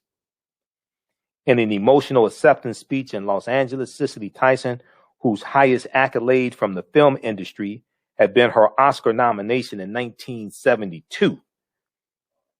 That was her highest accolade, an Oscar nomination in 1972. She paid tribute to her mother in that acceptance speech, who had opposed her plan for a career as an entertainer.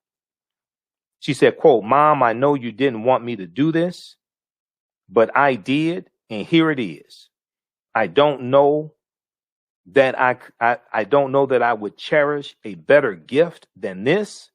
She told the audience, "This is the culmination of all of the years of have and have not. This is the culmination of all of the years of have and have not."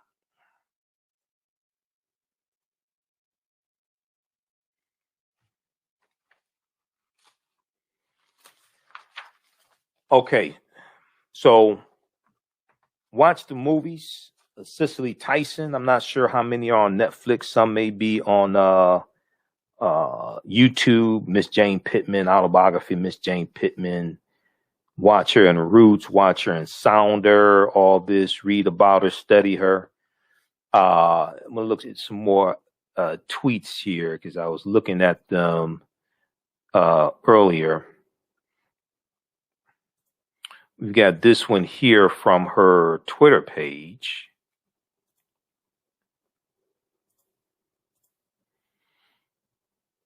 Let's look at this one here.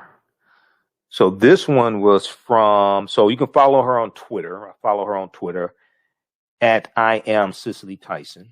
This is from, somebody posted this 2:37 p.m. So I think this may have been her last post. This is January 28th, 2021. Excited to see my book, Just As I Am, on at Booksparks 2021 Winter Reading Challenge. Let's kick off the new year with this winter's hottest book. So here's a copy of her book. Here's the front of the cover of her book, Cicely Tyson, Just As I Am. Okay, so we have that, and I was looking at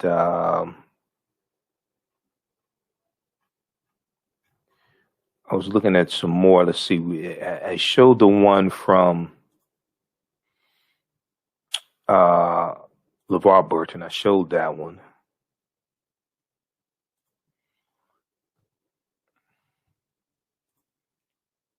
Let me look here. There were some other ones I was looking at. There was one Oprah posted also. And I want to try to pull that one up. Let's see here. Can we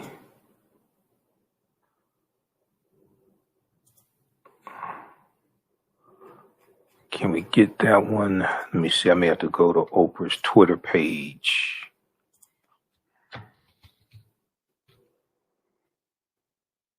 I think I follow Oprah as well.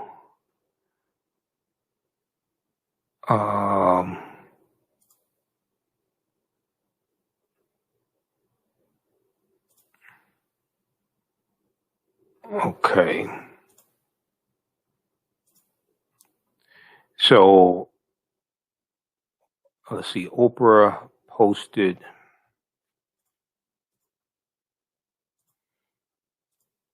I'm not logged in my Twitter account right now because I'm in Google Chrome.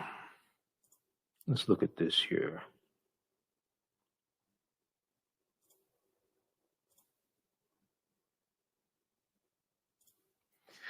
Oprah tweeted, Cicely Tyson, of all the times and experiences we shared together, this was one of my favorites, the weekend of the Legends Ball in 2005.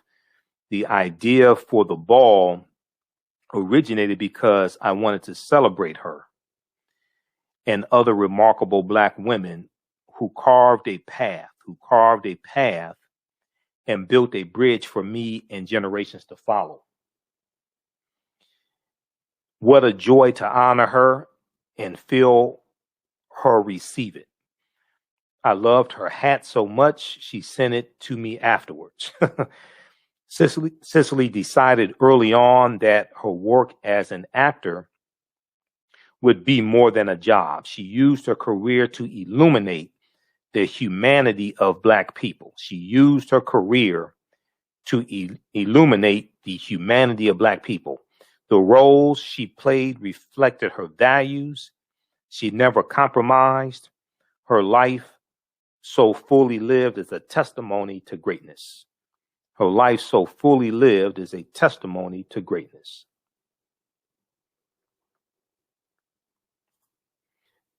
Let me look at the, okay, so this is a picture, and that's the hat she's talking about.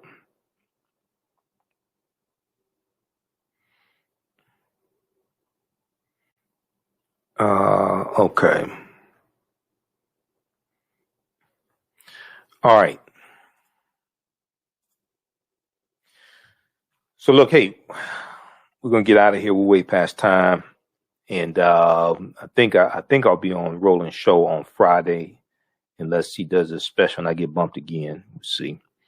I'm not sure if he's gonna have a special format and not have his regular panel or what. So we'll see. But we'll be back here tomorrow for my show, the African History Network Show.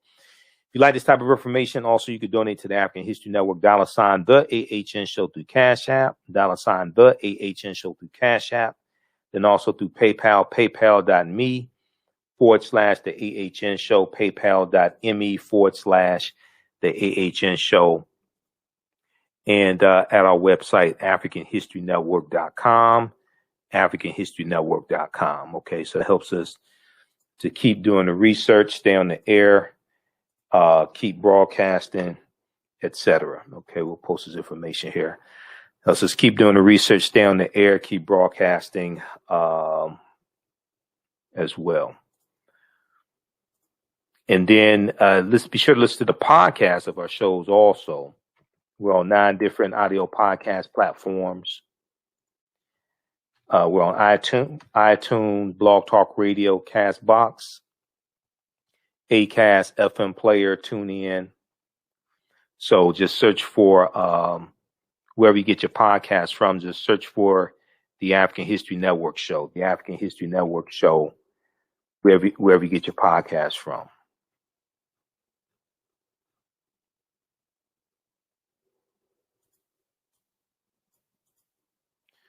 All right.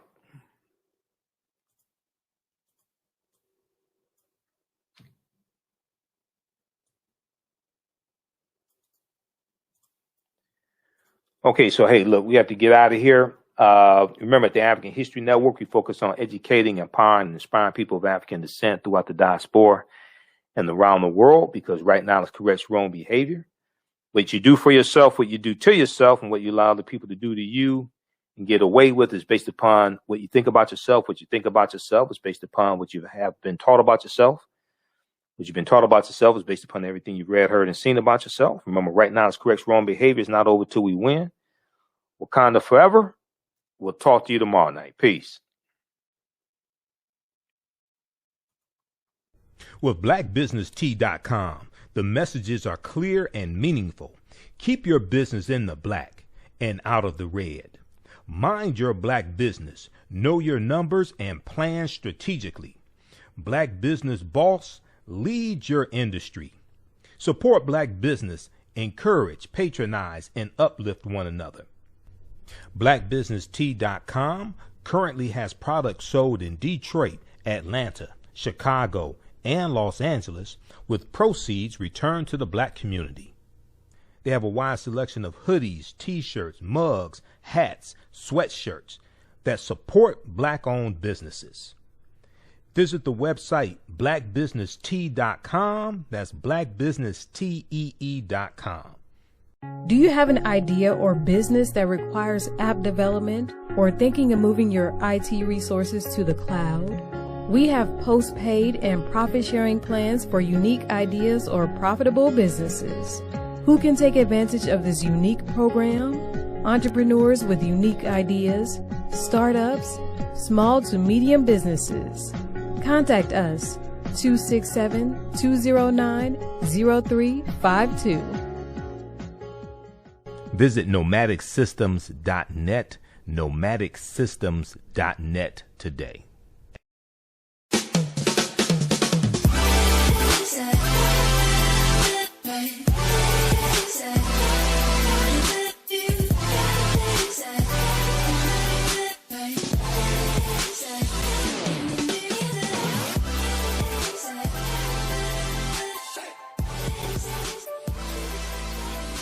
Visit 4glossygirls.com. That's the number 4glossygirls.com, and follow them on Instagram at 4glossygirls.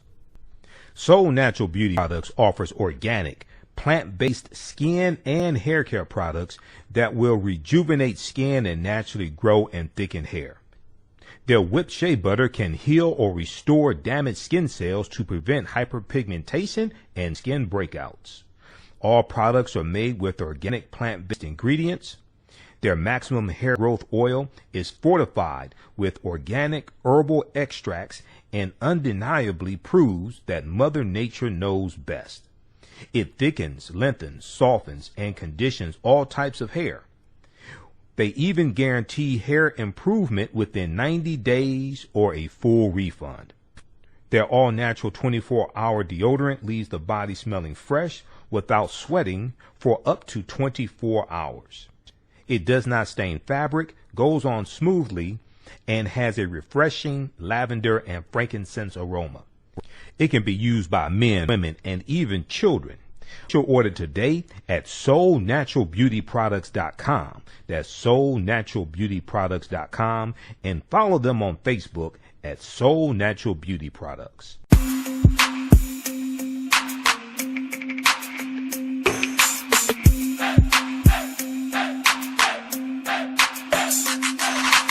Are you getting ready for fall or winter? We have the solution for all seasonal clothing needs.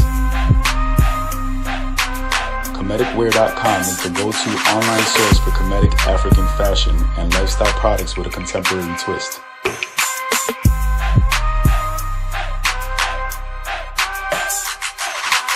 We're committed to offering unique styles reflecting our African heritage.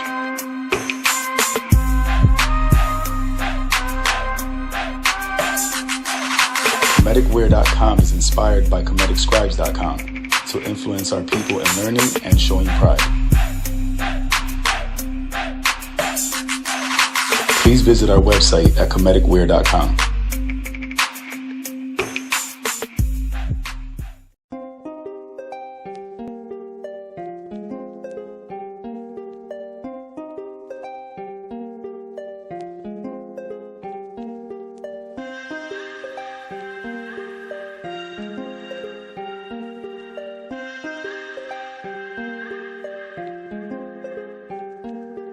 Black Bees products are a collection of natural, organic, personal care products with an appreciation of nature and bees. Our philosophy is without bees, we have nothing. We are honoring our Nile Valley ancestors who understood the importance of bees. Black Bees created a high-quality, natural, organic personal care line that would be affordable to everyone. We hope you try and enjoy our Black Bees products line and come back and visit us at blackbeesproducts.com. Gain knowledge in minutes with Blacklist Ed. Blacklist Ed is an app that provides insightful summaries of books pertaining to the Black experience. As Black people, we know the importance of reading books to discover our incredible contributions to world history, to uplift our self-esteem, and to empower ourselves for our relentless fight for social justice. Unfortunately, with our busy lives, it feels like there is never enough time to read a book. Fortunately, there's a solution. With Blacklist Ed, their app provides key insights from best-selling books about the Black experience, therefore saving you time, increasing your knowledge, and empowering yourself through inspirational and actionable ideas. You can read or listen on the go. Start your free trial today by going to blacklisted.com. That's black without the C, B-L-A-K. Or you can download the Blacklist Ed app from the App Store or Google Play. Blacklist Ed, empower yourself. Tasted the world-famous No Frowny Brownie yet from the Pink Bakery? If not, what are you waiting for?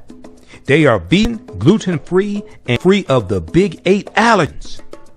While eating their No Frowny Brownies, the fabulous Miss Tabitha Brown said they were very good. Very good.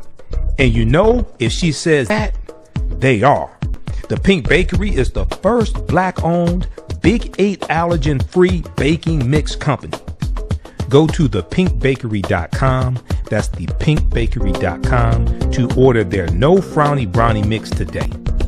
Yaya Rule is a line of African print-inspired apparel catered to the Black community. The pieces include t-shirts, sweatshirts, hoodies, jackets, dresses, skirts, activewear, bags, and other accessories and home decor. This brand offers a revived way for men and women to wear their black pride and honor their African heritage anywhere at any time. This apparel line is for anyone, whether you are working in the corporate world, are an entrepreneur, or an artist. Their selection will allow you to casually let your pride shine or dress it up as wanted. It is for those who have already embraced African fabrics and for those who are just getting introduced to them. Reclaim and experience a part of our culture with rich and colorful African prints. The clothing line and the accessories are available right now starting at $17.99. For more information on the new items and accessories, visit YaYaRule.com.